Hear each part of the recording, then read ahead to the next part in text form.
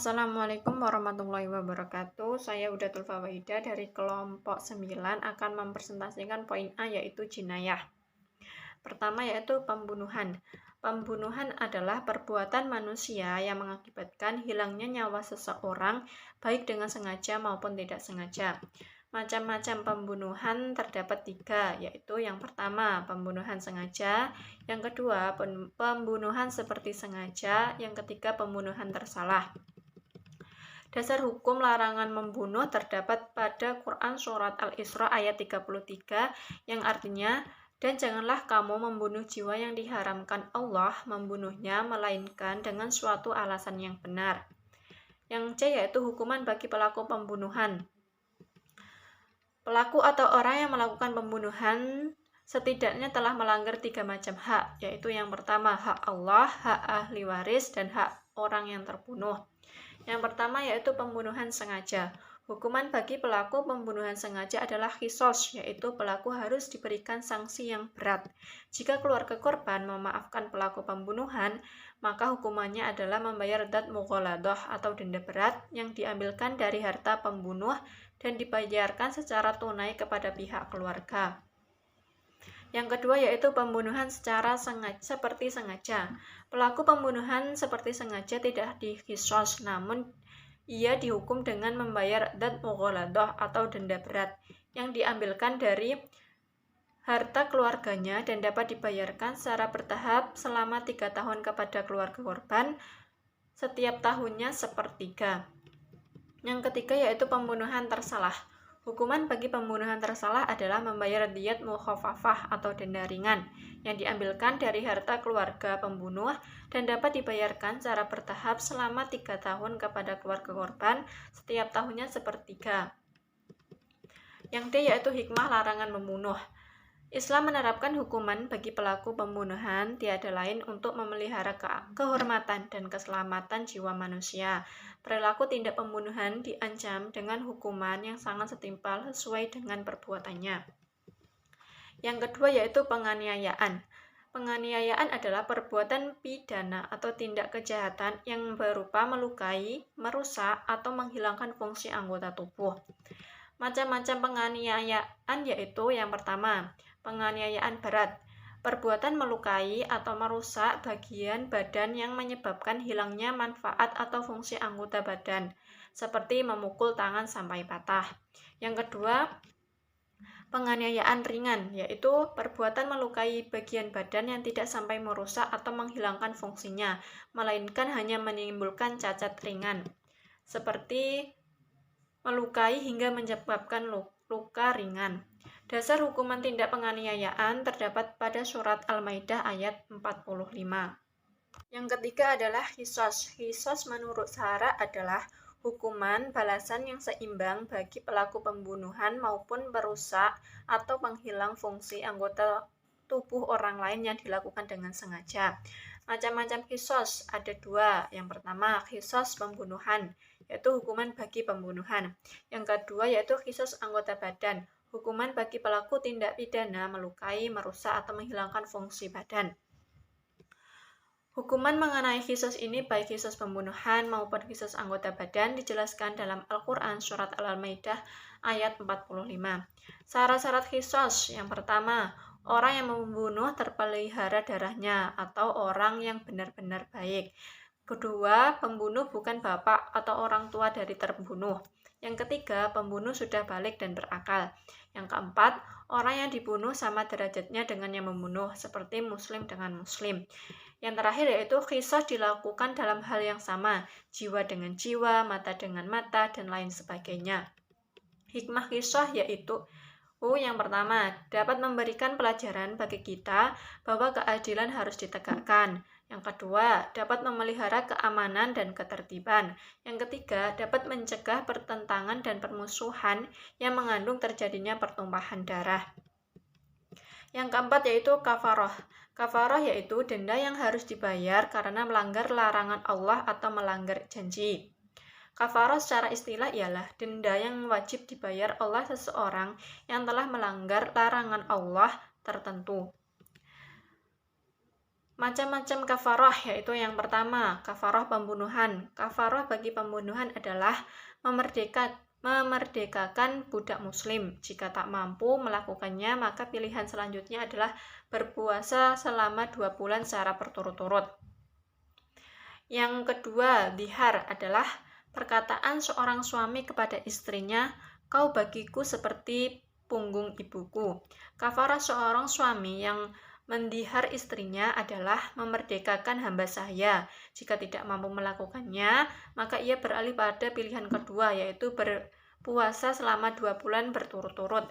Dan jika masih tidak mampu melakukannya, maka ia mengambil pilihan terakhir, yaitu memberikan makan 60 fakir miskin. Yang ketiga yaitu kafarah melakukan hubungan biologis di siang hari pada saat bulan Ramadan, yang ditetapkan untuk pasangan suami istri yang melakukan hubungan biologis pada siang hari di bulan Ramadan sama dengan kafarah dihar ditambah qada sebanyak jumlah hari mereka melakukan hubungan biologis di siang hari di bulan Ramadan. Yang keempat yaitu kafarah karena melanggar sumpah atas nama Allah. Kemudian ia melanggarnya adalah memberikan makan 10 fakir miskin atau memberi pakaian kepada mereka atau memerdekakan budak. Jika ketiganya tidak mampu, maka diwajibkan baginya berpuasa 3 hari berturut-turut. Yang selanjutnya yaitu kafarah ilah, yaitu sumpah suami untuk tidak melakukan hubungan biologis dengan istrinya dalam masa tertentu. Kafarahnya sama dengan orang yang melanggar sumpah. Yang selanjutnya yaitu kafarah karena membunuh binatang buruan saat berihram, yaitu mengganti binatang ternak yang seimbang atau memberikan makan orang miskin atau berpuasa. Hikmah kafarah sendiri yaitu yang pertama, manusia benar-benar menyesali perbuatannya yang telah keliru. Yang kedua, menuntut manusia agar bertaubat kepada Allah atas tindak maksiat yang ia lakukan. Yang ketiga yaitu menstabilkan mental manusia, ia merasa ketenangan diri karena tuntutan agama telah ia tunaikan. Yang kelima yaitu diyah.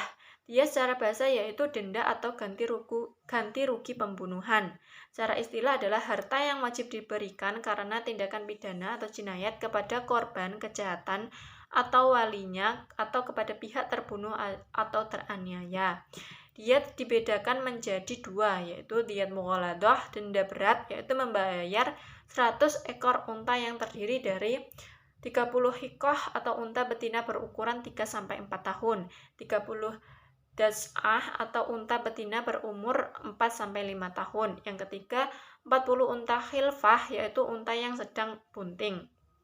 Yang kedua, diyat mukhafafah atau denda ringan, membayar 100 ekor unta kepada korban yang terdiri dari 20 unta hikoh, unta betina berumur 3-4 tahun, 20 unta jas'ah, yaitu unta betina berumur 4-5 tahun. Yang ketiga, 20 unta muhot, yaitu unta betina lebih dari 1 tahun. Yang keempat, 20 unta binta labun atau unta betina umur lebih dari 2 tahun, dan 20 unta ibna labun atau unta jantan berumur lebih dari 2 tahun. Hikmah diyat adalah mencegah pertumpahan darah serta sebagai obat hati dari rasa dendam keluarga korban terhadap pelaku tindak pidana pembunuhan atau penganiayaan. Baik, itu yang dapat saya presentasikan, akan dilanjutkan oleh teman saya. Hai, assalamualaikum warahmatullahi wabarakatuh. Di sini saya Iin Endarwati Warsito akan melanjutkan presentasi teman saya, yaitu akan membahas poin B, yaitu hudud. Yang pertama adalah pengertian hudud. Jarimah hudud adalah suatu jarimah yang bentuknya telah ditentukan syarak sehingga terbatas jumlahnya. Selain ditentukan bentuknya, juga ditentukan hukumnya secara jelas, baik melalui Al-Quran maupun juga hadis. Lebih dari itu, jaringan ini termasuk dalam jarimah yang menjadi hak Tuhan. Jarimah-jarimah yang menjadi hak Tuhan pada prinsipnya adalah jarimah yang menyangkut masyarakat banyak, yaitu untuk memelihara kepentingan ketentraman dan keamanan masyarakat. Lalu yang kedua adalah macam-macam hudud. Yang pertama adalah khamar. Khamar adalah cairan yang dihasilkan dari berbagai biji-bijian atau buah dan mengubah sari patinya menjadi alkohol dan menggunakan katalisator enzim yang mempunyai kemampuan untuk memisah unsur-unsur tertentu yang berubah melalui proses peraginan. Atau khamar adalah minuman yang memabukkan. Yang kedua adalah zina. Zina adalah melakukan hubungan seksual di luar ikatan pernikahan yang sah, baik dilakukan secara sukarela maupun juga paksaan. Yang ketiga adalah qadzaf. Qadzaf adalah menuduh orang melakukan perzinaan. Yang keempat adalah ridah. Ridho adalah kembalinya orang yang telah beragama Islam yang berakal dewasa kepada kekafiran karena kehendaknya sendiri tanpa ada paksaan dari orang lain, baik yang kembali itu laki-laki maupun perempuan. Yang kelima adalah mencuri. Pencurian adalah mengambil sesuatu milik orang lain secara diam-diam dan rahasia dari tempat penyimpanannya yang terjaga dan rapi dengan maksud untuk ingin memilikinya. Lalu yang keenam adalah muharabah, adalah aksi bersenjata dari seseorang atau sekelompok orang untuk menciptakan kekacauan, menumpahkan darah, merampas harta, merusak harta benda, ladang pertanian dan peternakan, serta menentang aturan perundang-undangan. Lalu yang poin C adalah sanksi hudud. Yang pertama, karena zina, apabila terjadi perzinaan maka bagi pelakunya dijatuhkan hukum jilid atau rajam dengan ketentuan bahwa perbuatan tersebut telah memenuhi syarat yang ditentukan oleh syara. Lalu yang kedua adalah hukum menuduh zina. Bagi orang yang menuduh zina boleh meminta disumpah orang yang dituduhnya. Kalau yang dituduh itu bersumpah maka tetap dera bagi yang menuduhnya. Bila orang dituduh itu tidak bersumpah maka tidak harus didera yang menuduh orang yang dituduhnya itu dihad, kecuali jika ada 4 orang saksi. Lalu juga ada kalau seorang suami melihat atau mencurigakan kepada istrinya akan berbuat zina, maka bagi suami itu diperbolehkan mencerainya atau memelihara si istri dengan menutup rahasianya. Lalu yang C adalah hukum pencurian, yaitu dengan hukumnya untuk memotong tangannya, tetapi juga harus memenuhi syarat terlebih dahulu. Lalu yang keempat adalah hukuman pembegal atau perampok. Hukum pembegal ataupun perampok itu adalah hukumnya dibunuh. Lalu yang poin D terakhir adalah hukum disyariatkannya hudud. Allah Subhanahu wa Ta'ala memerintahkan hambanya untuk beribadah dan taat kepadanya, melaksanakan apa yang Dia perintah dan menjauhi apa yang dilarang.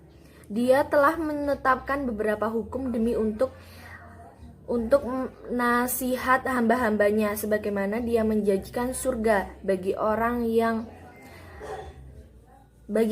yang beritizam terhadap syariatnya dan neraka bagi mereka yang menyelisihnya. Apabila seorang hamba terlalu terburu-buru dan melakukan sebuah dosa, Allah buka baginya pintu taubat dan istighfar. Kehidupan manusia akan berdiri tegak dengan memelihara 5 hal yang darurat. Pelaksanaan hudud akan melindungi serta menjaga hal tersebut. Dengan qisas, jiwa manusia menjadi terjaga. Dengan pendirian had terhadap pencuri, harta akan terjaga. Dengan pelaksanaan had zina serta khosaf, kehormatan akan terjaga. Dengan pelaksanaan hak bagi pemabuk, akal akan terjaga. Dengan pelaksanaan had, penjarahan dan keamanan serta harta dan jiwa akan terjaga. Dan dengan pelaksanaan seluruh agama akan terjaga olehnya. Berikut yang saya sampaikan adalah hikmah disyariatkannya hudud. Sekian penjelasan dari saya. Penjelasan selanjutnya akan diteruskan oleh rekan saya. Wassalamualaikum warahmatullahi wabarakatuh. Assalamualaikum warahmatullahi wabarakatuh. Di sini saya akan melanjutkan materi kami yaitu yang poin C yaitu bughat. Pengertian bughat secara etimologi, kata bughat berasal dari bahasa Arab baho yang memiliki artinya sama dan kata ulama yang yaitu berlaku zalim atau menindas. Pendapat lain menyebutkan bahwa kata bughat berasal dari kata yang berarti menginginkan sesuatu. Ulama Malikiyah mendefinisikan bughat sebagai tindakan menolak untuk tunduk dan taat kepada orang yang kepemimpinannya telah tetap dan tindakannya bukan dalam maksiat dengan cara menggulingkannya dengan menggunakan alasan atau takwil. Menurut ulama Hanafiyah, bughat adalah keluar dari ketaatan kepada imam kepala negara yang sah dengan cara dan alasan yang benar. Menurut ulama Syafi'iyah, mendefinisikannya dengan orang-orang Islam yang tidak patuh dan tunduk kepada pimpinan tertinggi negara dan melakukan suatu gerakan massa yang didukung oleh suatu kekuatan dengan alasan-alasan mereka sendiri. Menurut ulama Hanabilah, mendefinisikannya dengan menyatakan ketidakpatuhan terhadap pemimpin negara sekalipun pemimpin itu tidak adil dengan menggunakan suatu kekuatan dengan alasan-alasan sendiri. Dasar hukum bughat yaitu salah satunya terdapat di Quran surat Al-Hujurat ayat 9 yang artinya, dan apabila ada dua golongan dari orang-orang yang beriman berperang, maka damaikanlah keduanya. Apabila salah satu dari keduanya itu berbuat aniaya terhadap golongan lain, maka perangilah golongan yang berbuat aniaya itu sehingga golongan itu kembali kepada perintah Allah. Jika golongan itu telah kembali kepada perintah Allah, maka damaikanlah antara keduanya dengan adil dan berlaku adilah. Sesungguhnya Allah menyukai orang-orang yang berlaku adil. Yang selanjutnya yaitu unsur-unsur bughat. Terdapat 3 unsur dalam jarimah bughat, yaitu yang pertama pembangkangan terhadap kepala negara imam, yang kedua pembangkangan dilakukan dengan kekuatan. Pembangkangan di sini dalam artian menggunakan kekuatan yang berupa anggota, senjata, sejumlah logistik dan dana dalam rangka mengadakan pemberontakan terhadap pemerintah. Yang ketiga adalah adanya niat yang melawan hukum al-aqos al-jinai. Yang tergolong pemberontak adalah kelompok yang dengan sengaja berniat menggunakan kekuatan untuk menjatuhkan imam maupun tidak menaatinya. Hikmah dilarangnya bughat yang pertama yaitu agar umat Islam hanya ada satu komando. Yang kedua menyadarkan betapa pentingnya persatuan dan kesatuan. Yang ketiga mengingatkan agar senantiasa mengamalkan perintah Allah Subhanahu wa taala, khususnya taat pada imam yang sah dan lain sebagainya. Yang terakhir adalah analisis tentang peradilan Islam. Yang pertama adalah peradilan. Peradilan dalam bahasan fikih di istilah dan qada. Istilah tersebut diambil dari kata qada yang memiliki arti memutuskan, menyempurnakan, menetapkan. Adapun secara makna terminologi, peradilan adalah suatu lembaga pemerintah atau negara yang ditugaskan untuk menyelesaikan atau menetapkan keputusan perkara dengan adil berdasarkan hukum yang berlaku. Tempat untuk mengadili perkara disebut pengadilan. Yang selanjutnya adalah hakim. Hakim adalah orang yang diangkat pemerintah untuk menyelesaikan persengketaan dan memutuskan hukum suatu perkara dengan adil.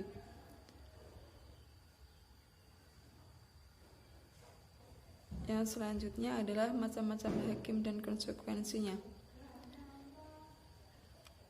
Tata cara menentukan hukuman.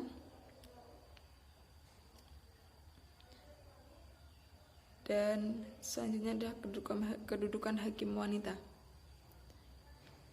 Mazhab Maliki, Syafi'i, dan Hambali tidak membolehkan pengangkatan hakim wanita, sedangkan Imam Hanafi membolehkan pengangkatan hakim wanita untuk menyelesaikan segala urusan kecuali had dan kisos. Yang tiga adalah saksi. Saksi adalah orang yang diperlukan pengadilan untuk memberikan keterangan yang berkaitan dengan suatu perkara.